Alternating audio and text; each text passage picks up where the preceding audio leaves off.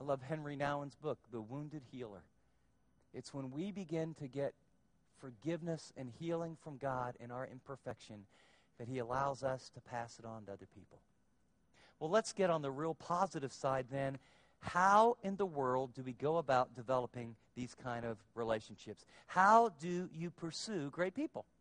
I mean, I don't know about you, but they just didn't line up on my door, 7 deep, ringing the doorbell. Hi, I'm a great person. Chip, I'd like to be a sponsor in your life. Oh, okay, you already have one. Hi, Chip, I'd like to be a father figure. I knew you went through some rough time. I mean, that didn't happen to me. You got to pursue them. And I'm going to give you a couple ways that I think will be very helpful. The first is I think you need to start in the rear view mirror. You ready for that?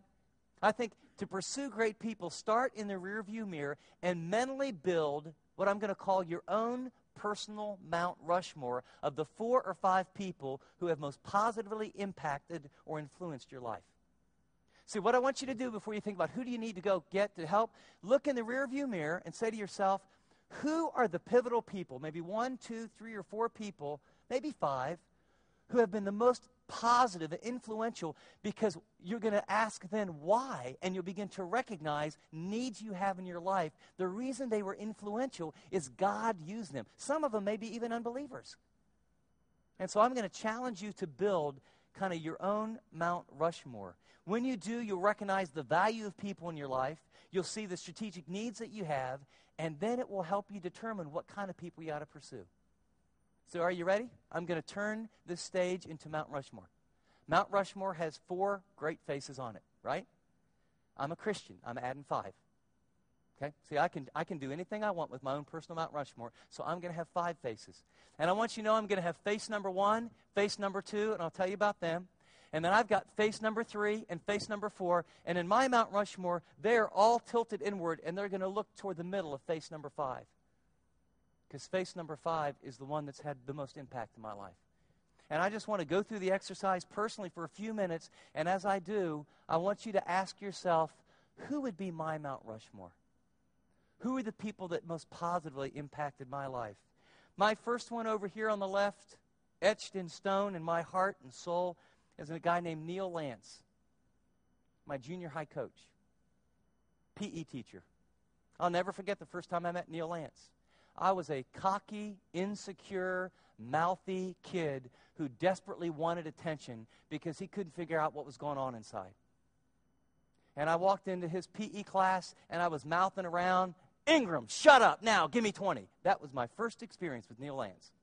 And as I was just like this, and then I started to bend down, Ingram, button it up.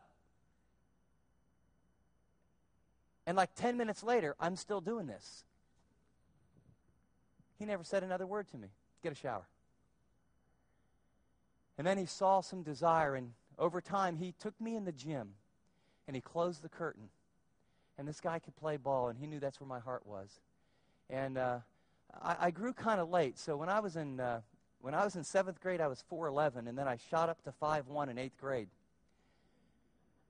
And I wanted to play basketball. This is not a good, this is not looking good. By 9th grade, I was 5'4" and a half and ready to take on the world. And Coach Lance would come in the gym, and he'd throw me the ball. We'd play one-on-one. He taught me how to play defense, taught me how to play offense. But more than anything else, you know what he taught me? He taught me what a man looked like. I'll never forget, as I was going through my insecurity, cocky stage, mouthy part of life, and some of you are looking at me like, I can really imagine you like that. Not very hard, is it, right? And I had shot off my mouth one too many times. And remember, some of the guys will appreciate this. Remember the old locker rooms? You'd go in and have the big public shower, and then on the wall there would be all the, lockers, and then the coach would have, it would be a window, and then he'd have a little office that really smelled like gym shoes. And he'd get his head out, Ingram, in here, now. I walked into his office. Sit down.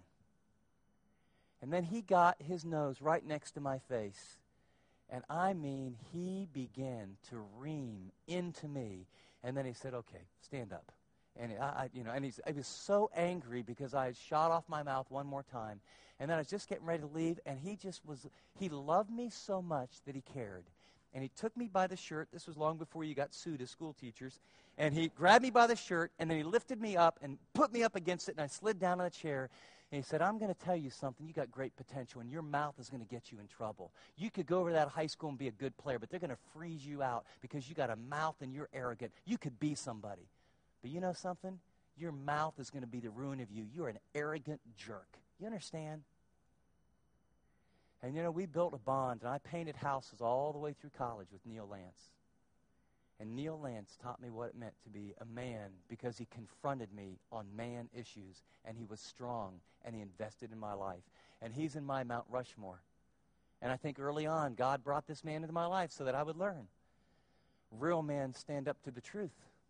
Real men speak the truth. Real men are strong.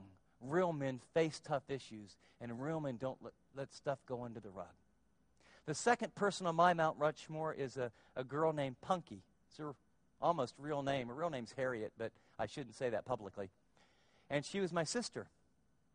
And she's only about 1 year and 3 months older than me. And I'd never heard of Campus Crusade for Christ. And we were a religious family. And I went to a church that did not teach the Bible, and no one, as far as I knew, were Christians. But we were religious, went through motions, very hypocritical, and I got turned off by the church. But my sister went to this little meeting, Campus Crusade something something. And she became a Christian. And she was never preachy. But my sister taught me what it looked like to be a Christian. I can't tell you that she ever preached a message that I ever remember, but my sister loved me. I would come in with friends, and she would say, guys, do you want some sandwiches? And can I get you a Coke? And Chip, how did the game go? And she's real, gullible. And I say, oh, I hit 5 home runs. Oh, Chip, that's so good. Well, how'd it go? I scored 42 points. Oh, Chip, I'm so proud of you. I mean, unbelievable. And then I would yank her chain, and she, oh, okay, Chip, why do you do that? And we ended up going through high school where the classes, we got to take some classes together. And, I was in that era in the early 70s where everyone was doing soapers and smoking dope, and all the athletes in the Ohio State area, and I had opportunity to do all that. And isn't it interesting? I wasn't a Christian, didn't have any big moral reason not to. And I still remember, a guy giving me a joint and saying, do you want this? And saying no. And I remember in my mind, I thought, no, what would Punky think? What would Punky think? She was the most loving person. She showed me Jesus. She showed me. She lived it. She's the kindest person that I'd ever met. And she's my sister and my friend. And I later became a Christian because of her testimony. I want to skip from number 1, number 2. I want to go right over here to number 3 in my Mount Rushmore. And this is the third person in my rearview mirror, a guy named Dave Marshall. And I prayed to receive Christ at a Fellowship of Christian Athletes camp. And I was 18 years old, had never opened the Bible, and landed on a campus. And there was a bricklayer trained by the Navigators. He was what I would call not cool. Everyone's wearing white socks now, but he wore them back then, and it wasn't cool. And blue collar, strong worker. And he had a little Bible study in his house. He'd been there for 3 years. This was the 4th year. If the ministry didn't grow, I learned later he was going to quit and go do something else. But he would lay bricks all day and open his home at night and do Bible study with a few students. And after 3 years, he had 4 students in the living room. Football player on the football team was the fullback and found out I was a Christian, said, you're coming with me. He was very big, so I went. And I found myself in a living room with about 5 or 6 other people that were not very cool. And this bricklayer said, I heard you just became a Christian. I said, yeah, it was this summer. And he said, would you like to learn to study the Bible? And I looked at him and I thought, not with you. Sorry. But then I thought, I'm a Christian. I don't know the Bible. I ought to want to study the Bible. He's offering. So I said yes. And every Tuesday morning, Dave would come, knock on my dorm room, and to my shame, sometimes I pretended I couldn't hear him. Put the pillow over my head. But over time, he got this lazy, arrogant, insecure young believer, and we went into the little kitchenette, and he taught me how to read the Bible. Then he taught me how to memorize a few key passages. And before long, I got involved in a little ministry, and those 4 or 5 people ended up 250 students in personal Bible study. And then Thursday nights, I would go up to Dave's house and eat dinner, and I'd watch. He had 3 boys and a girl. And I'd watch his kids, and he went out every Thursday on a date with his wife. And you know what? If Neil Lance taught me what it looked like to be a man, and my sister taught me what it looked like to be a Christian, Dave Marshall taught me what it meant to be a man of God. I learned to treat my wife the way he treated his wife. I learned to stop for people who were broken down on the road the way Dave always stopped. I learned to discipline my kids and love my kids the way Dave did. I learned to get up in the morning and spend time with God the way Dave did. I learned to deal with crisis when his wife went in the hospital the way I saw Dave did. I remember getting to work with him for a few months, and I watched him build a whole Haydite block, a foundation, and it was off. I mean, just barely out of square. And I mean, you know, the inspectors are never going to see this. Man, we spent 2 days on it, and I watched him rip it down. I said, Dave, man, what are you doing? I said, I mean, that's not off enough to make any big difference. He said, I'm not doing my work for inspectors, and I'm not doing my work for these people. I'm doing my work for the Lord, and I don't think that represents my best work. I learned to work the way Dave worked. See, more really is caught than taught. Who are the people in your Mount Rushmore? Well, thanks so much for joining us today. We're in a series called Good to Great in God's Eyes, and my name's Chip Ingram.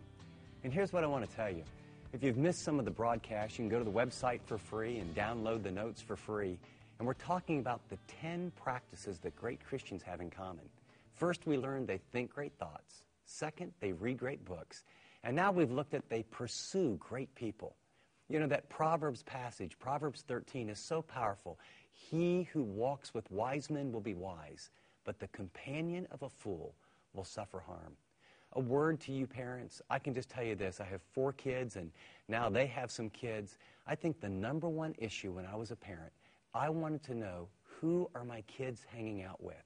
Because as someone wisely said, show me your friends, and I'll show you your future. And so you say to yourself, well, how do I know who to pursue? I mean, I'm just in this job, I'm in this neighborhood, or I go to this school, and I just kind of hang out with people. That's the point. Be intentional. What kind of person do you want to be? What kind of Christian do you want to be?